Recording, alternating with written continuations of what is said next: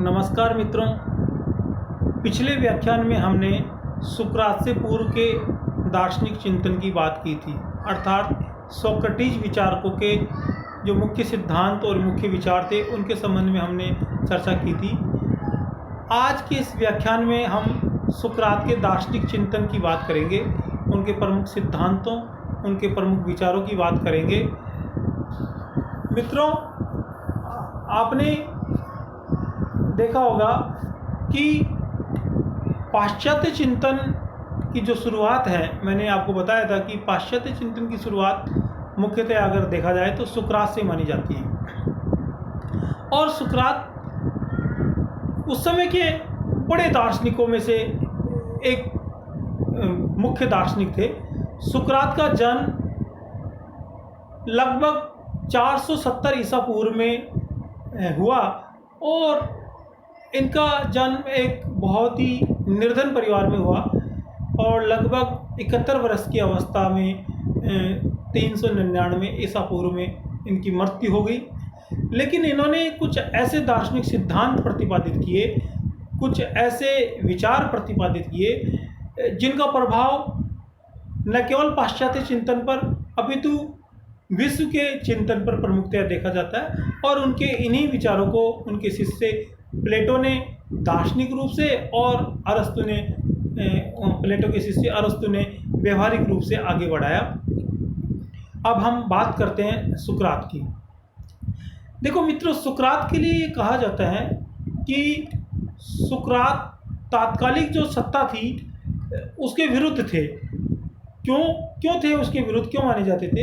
क्योंकि उन्होंने जो तात्कालिक समय में जो न्याय की परिभाषाएं प्रचलित थी, जो न्याय की जो व्यवस्था, जो विचार प्रचलित थे, उनका खंडन किया। और जो अध्ययन में भिन्नता थी, अध्ययन के स्वरूप में जो भिन्नता थी उसका उन्होंने खंडन किया।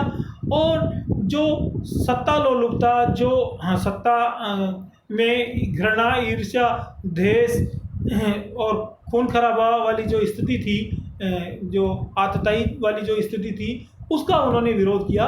तो इन सब कारणों से सुकरात को देशद्रोही करार दिया गया और सुकरात के विचारों का उस समय सत्ता के द्वारा और अन्य जो चिंतक थे उनके द्वारा गंभीर विरोध किया गया और अंततः सुकरात को जहर का प्याला देकर मार भी दिया गया। एक बार सुकरात को ये कहा गया था, जब वो कालकोठरी में बंद थे और उनकी मृत्यु से पूर्व उनसे कहा गया कि यदि आप जनता को नहीं भड़काओ, यदि आप युवाओं को, तरुण लोगों को नहीं भड़काओ सत्ता के विरुद्ध, तो हम आपको जीवन दान दे सकते हैं। लेकिन सुकरात ने इस बात को ठुकरा दिया और अंततः उनको जहर पीकर अपने प्राण त्यागने पड़े।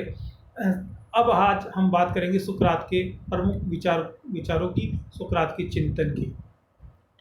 देखो, सुकरात ने जो मैंने अभी थोड़ी देर पहले बताया आपको कि तात्कालिक समय में जो न्याय की अलग अलग परिभाषाएं प्रचलित थी, जो न्याय के अलग अलग सिद्धांत, अलग अलग विचार प्रचलित थे, उन सब का उन्होंने तार्किक रूप से, व्यवहारिक रूप से खंडन किया।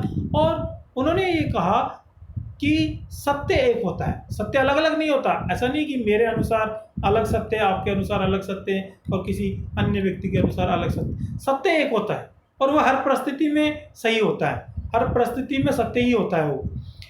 दूसरा, उन्होंने कहा कि सत्य सबके लिए समान होता है। सत्य मेरे लिए अलग, आपके लिए अलग, ये तो लोगों ने अपने स्वार्थों के कारण सत्य की परिभाषाएं बदल दी, वरना सत्य सबके लिए समान होता है, एक ही होता है। जैसे मान लो मैं किसी निरीह प्राणी को कष्ट नहीं पहुंचाऊं, ये मेरे लिए भी उतना ही सत्य है जितना आपके लिए और जितना अन्य व्यक्ति के लिए। तो सत्य सबके लिए समान होता है, सत्य की अलग अलग परिभाषाएं नहीं हो सकती। जैसे मैं प्रकृति के संसाधनों का उतना ही उपभोग करूं जितना मुझे आवश्यक है, ये उतना ही मेरे लिए सत्य है जितना आपके लिए और जितना अन्य लोगों के लिए। तो सत्य सबके लिए समान होता है। तीसरा, हम अंतरात्मा के गुणों के आधार पर उसे पहचान सकते हैं। कई बार बात आती है कि भाई सत्य की पहचान कैसे की जाए, तो हम अंतरात्मा के गुणों के आधार पर उसे पहचान सकते हैं कि जो मेरे अनुसार सही है वह सत्य नहीं हो सकता, यानी जो सबके अनुसार सही है वह सत्य होगा। और उसे कैसे पहचाने? कि आप अपने नैतिक और सदाचारपूर्ण व्यवहार से आप उसको पहचान सकते हो और आप उसको क्रियान्वित भी कर सकते हो। तो सत्य को हम अंतरात्मा के गुणों के आधार पर पहचान सकते हैं। चौथा बिंदु है, सत्य से हम ज्ञान और न्याय मार्ग तक पहुंच सकते हैं। ये जो सत्य की परिभाषा है, इसी से हम ज्ञान मार्ग और न्याय मार्ग तक पहुंच सकते हैं, क्योंकि सत्य एक व्यक्तित्व निर्माण, एक जीवन निर्माण की एक शैली है, एक न्यायपूर्ण एक वातावरण है समाज में, और ये अलग अलग नहीं हो सकता, ये कॉमन होता है, ये समान होता है। अब सुकरात का जो मुख्य जो दार्शनिक विचार है, जिसको कई बार हम कोट करते हैं, कई प्रतियोगिता परीक्षाओं में भी आता है, सुकरात कहते हैं कि सद्गुण ही ज्ञान है, सद्गुण ही ज्ञान है और ज्ञान ही न्याय है। सुकरात ये कहते हैं कि सद्गुण ही ज्ञान है और ज्ञान ही न्याय है।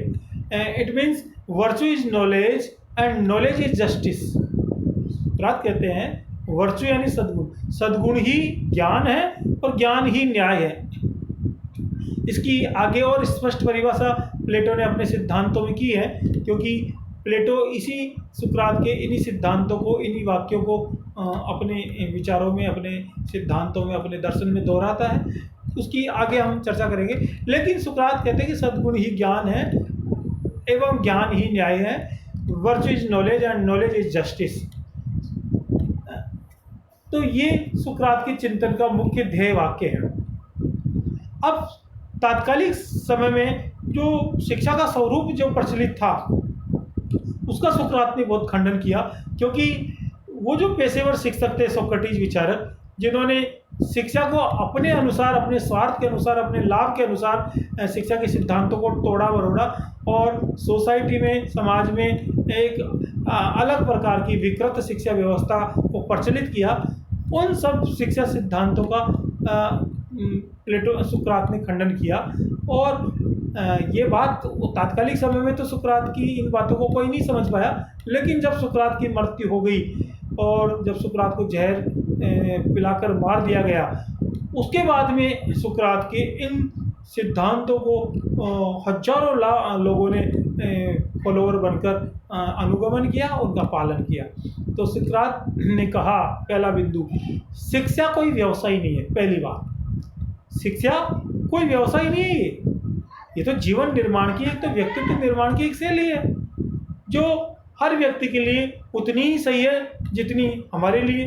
तो शिक्षा कोई व्यवसाय नहीं है, इसको व्यवसाय का दर्जा नहीं देना चाहिए। आपने देखा होगा गुरुकुल में जो शिक्षक जो पढ़ाते थे और जो शिक्षार्थी जो अध्ययन अध्यापन करते थे, वो दोनों ही किसी भी रूप में इसको व्यवसाय नहीं मानते थे। वो इसको अपने जीवन की एक शैली और अपना एक कर्म, अपने एक ज्ञान को व्यवहारिक रूप से समृद्ध करने का एक माध्यम मानते थे। दूसरा जो बिंदु है, शिक्षा का स्वरूप एक होना चाहिए। ये जो सोक्रेटिस विचारकों ने अपने अपने अनुसार, अपने स्वार्थ के अनुसार, अपने लाभ के अनुसार शिक्षा का अलग अलग स्वरूप, अलग अलग परिभाषाएं समाज में जो प्रसारित की है, वह सही नहीं है। तो सुकरात कहते हैं कि शिक्षा का स्वरूप एक होना चाहिए। और अगर हम आधुनिक जो कॉमन सिलेबस प्रणाली की बात करते हैं, तो कहीं न कहीं इसमें सुकरात के चिंतन का प्रभाव भी देखा जा सकता है। आपने देखा होगा कि एक यूनिवर्सिटी के सभी कॉलेजों में एक ही प्रकार का सिलेबस चलता है। इसी प्रकार एक परीक्षा जो बोर्ड होता है, उसकी सभी कक्षाओं में एक ही प्रकार का सिलेबस चलता है। तो कहीं न कहीं इसमें सुकरात के चिंतन का प्रभाव देखा जा सकता है कि शिक्षा का स्वरूप एक होना चाहिए। और अब तो संपूर्ण राष्ट्र में एक ही शिक्षा प्रणाली की बात की जाने लगी है कि शिक्षा का स्वरूप राष्ट्रीय स्तर पर कॉमन होना चाहिए, समान होना चाहिए। तीसरी बात जो सुकरात ने कही वह है राज्य नियंत्रित शिक्षा होनी चाहिए।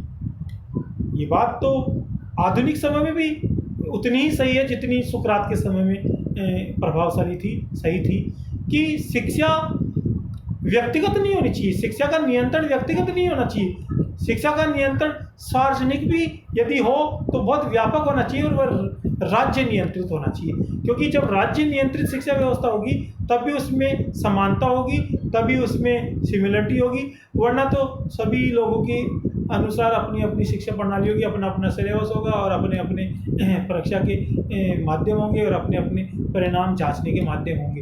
तो सुकरात कहते हैं कि शिक्षा राज्य नियंत्रित होनी चाहिए और राज्य भी एक समान कानूनी व्यवस्था से उसको नियंत्रित करे और एक समान सिलेबस हो सबके लिए, एक समान परीक्षा प्रणाली हो, एक समान एडमिशन प्रणाली हो। तो कुल मिला के राज्य नियंत्रित शिक्षा का उन्होंने समर्थन किया। चौथा जो बिंदु है, शिक्षा व्यक्तित्व विकास एवं सामाजिक व्यवस्था के लिए व्यवहारिक होनी चाहिए। यानी शिक्षा, उन्होंने व्यवहारिक शिक्षा की बात की। उन्होंने कहा कि ऐसी शिक्षा प्रणाली समाज में होनी चाहिए जो व्यवहारिक हो, जो वास्तविक हो, जो यथार्थतापूर्ण हो। ऐसी नहीं हो कि काल्पनिक हो, आदर्शवादी हो, दार्शनिक हो। उन्होंने व्यवहारिक शिक्षा की बात की और व्यक्तित्व निर्माण के लिए वह बहुत आवश्यक शिक्षा प्रणाली की बात करते हैं और ऐसी शिक्षा हो जिससे व्यक्ति के व्यक्तित्व का विकास हो, व्यक्ति की उन्नति हो और व्यक्ति का सामाजिक स्तर और सामाजिक व्यवस्था भी उन्नत हो। ऐसी शिक्षा व्यवस्था की सुकरात बात करते हैं। तो ये जो सुकरात ने जो चिंतन दिया, ये बहुत मौलिक चिंतन था और ये जो चिंतन था सुकरात का, ये संवाद शैली में था। बाद में सुकरात के इसी चिंतन को उनके प्रिय शिष्य जो प्लेटो के रूप में जाने जाते हैं और यूँ कह दीजिए कि यूनानी चिंतन की अगर वास्तविक शुरुआत कहीं से मानी जाती है वह प्लेटो से मानी जाती है। तो प्लेटो ने सुकरात की इन्हीं विचारों को, इन्हीं चिंतन को आगे बढ़ाया और इसकी बात आगे हम करेंगे, क्योंकि सुकरात ने जो न्याय की जो परिभाषा दी है उसको भी प्लेटो ने अपने चिंतन में बहुत व्यापक तरीके से स्पष्ट किया और जो सुकरात ने जो शिक्षा व्यवस्था की बात की है उसको भी प्लेटो ने बहुत व्यापक रूप से अपने सिद्धांत में बताया और बाद में फिर अरस्तु ने उसको व्यवहारिक रूप से और आगे बढ़ाया। तो आज के इस व्याख्यान में आप लोगों को मैं समझता हूँ कि काफ़ी कुछ समझ में आया होगा और यदि आपको मेरा ये वीडियो पसंद आया तो आप इसे लाइक करिए, सब्सक्राइब करिए। धन्यवाद। जय भारत, जय हिंद।